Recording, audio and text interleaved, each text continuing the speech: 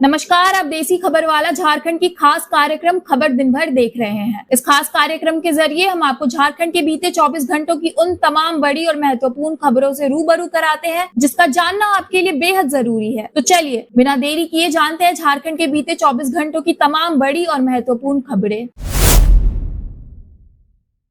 पूर्व मुख्यमंत्री शिबू सोरेन के निधन पर झारखंड में राजकीय शोक। 4 और 5 अगस्त को अवकाश। झारखंड के पूर्व मुख्यमंत्री और झारखंड मुक्ति मोर्चा के संस्थापक संरक्षक शिबू सोरेन के निधन के बाद राज्य सरकार ने 4 से 6 अगस्त तक 3 दिवसीय राजकीय शोक की घोषणा की है। इसके साथ ही 4 और 5 अगस्त को पूरे राज्य में सरकारी अवकाश घोषित किया गया। सरकारी आदेश के अनुसार इन 2 दिनों तक राज्य के सभी सरकारी कार्यालयों के साथ साथ सभी सरकारी स्कूल भी बंद रहेंगे। स्कूली शिक्षा एवं साक्षरता विभाग के सचिव उमाशंकर सिंह ने स्पष्ट रूप से कहा है कि 4 और 5 अगस्त को सरकारी स्कूल पूरी तरह बंद रहेंगे। उधर रांची विश्वविद्यालय के कुल सचिव ने भी 4 और 5 अगस्त को विश्वविद्यालय मुख्यालय, सभी कार्यालयों, विभागों, अंगीभूत महाविद्यालयों और संबद्ध कॉलेजों को बंद रखने का आदेश जारी किया है। यह निर्णय शिबू सोरेन के सम्मान में लिया गया है, जिनका झारखंड की राजनीति और आदिवासी समाज के लिए महत्वपूर्ण योगदान रहा है। आधिकारिक जानकारी के अनुसार राज्य के अन्य विश्वविद्यालयों में भी इन 2 दिनों तक छुट्टी रहेगी।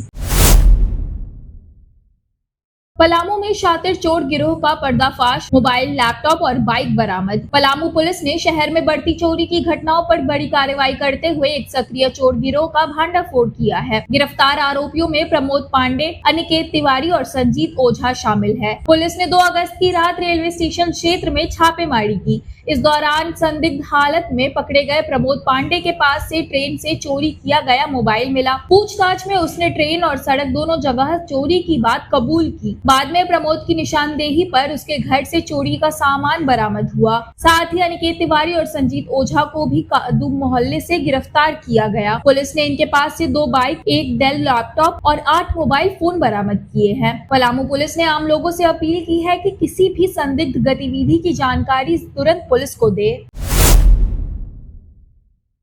झारखंड शोक में डूबा। रामगढ़ में मंगलवार को होगा अंतिम संस्कार। झारखंड के पूर्व मुख्यमंत्री और झारखंड मुक्ति मोर्चा के संस्थापक संरक्षक शिबू सोरेन अब हमारे बीच नहीं रहे। 81 वर्षीय दिशुम गुरु जी ने सोमवार सुबह दिल्ली के सर गंगाराम अस्पताल में अंतिम सांस ली। वे लंबे समय से किडनी, डायबिटीज और हृदय रोग से जूझ रहे थे और पिछले 1 महीने से लाइफ सपोर्ट पर थे। उनके निधन की खबर के बाद पूरे झारखंड में शोक की लहर दौड़ गई है। राज्य सरकार ने 4 से 6 अगस्त तक 3 दिन का राजकीय शोक घोषित किया है। सोमवार शाम उनका पार्थिव शरीर रांची लाया गया, जहां एयरपोर्ट पर भारी संख्या में जेएमएम कार्यकर्ता मौजूद थे। वहां से उनका पार्थिव शरीर मोराबादी स्थित आवास लाया गया। प्रधानमंत्री नरेंद्र मोदी और राष्ट्रपति द्रौपदी मुर्मू ने अस्पताल पहुंचकर श्रद्धांजलि दी। राहुल गांधी, कांग्रेस अध्यक्ष खड़गे, मीसा भारती और आरजेडी के नेताओं ने भी परिजनों से मुलाकात कर शोक जताया। शिबू सोरेन का अंतिम संस्कार मंगलवार को उनके पैतृक गाँव नेमड़ा, रामगढ़ में दोपहर 12 बजे किया जाएगा। उन्हें मुखाग्नि उनके छोटे बेटे वसंत सोरेन देंगे। शिबू सोरेन ने 3 बार झारखंड के मुख्यमंत्री पद की जिम्मेदारी संभाली। हालांकि उनका कार्यकाल कुल मिलाकर केवल 10 महीने 10 दिन का रहा।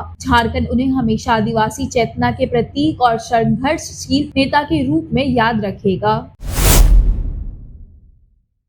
गुमला में 66 लाख की अवैध अंग्रेजी शराब जब्त। कंटेनर से 685 पेटी बरामद। गुमला जिले की भरनो पुलिस ने एक बड़ी कार्रवाई करते हुए 66 लाख रुपए की अवैध अंग्रेजी शराब जब्त की है। यह कार्रवाई NH-23 रांची गुमला मुख्य मार्ग पर की गई, जहां एक कंटेनर से 685 पेटी हरियाणा निर्मित शराब बरामद की गई। गुप्त सूचना पर गुमला एसपी के निर्देश पर भरनो थाना क्षेत्र में चेकिंग अभियान चलाया गया। सीसे बाईपास से होते हुए एक कंटेनर रांची की ओर जा रहा था। भरनो थाना चेक पोस्ट पर जब वाहन को रोका गया और तलाशी ली गई तो कंटेनर से भारी मात्रा में शराब मिली। चालक वीर सिंह और खलासी संदीप सिंह ने शुरुआत में दावा किया कि कंटेनर से प्लाईवुड लदा हुआ है, लेकिन जब कंटेनर खोला गया तो अंदर अंग्रेजी शराब बरामद की गई। दोनों गिरफ्तार किए गए हैं और शराब के संबंध में कोई वैध कागजात नहीं दिखा सके। यह छापेमारी में एसडीपीओ सुरेश कुमार यादव, इंस्पेक्टर सुरेंद्र कुमार सिंह, भरनो थाना प्रभारी कंचन प्रजापति और पुलिस बल शामिल था।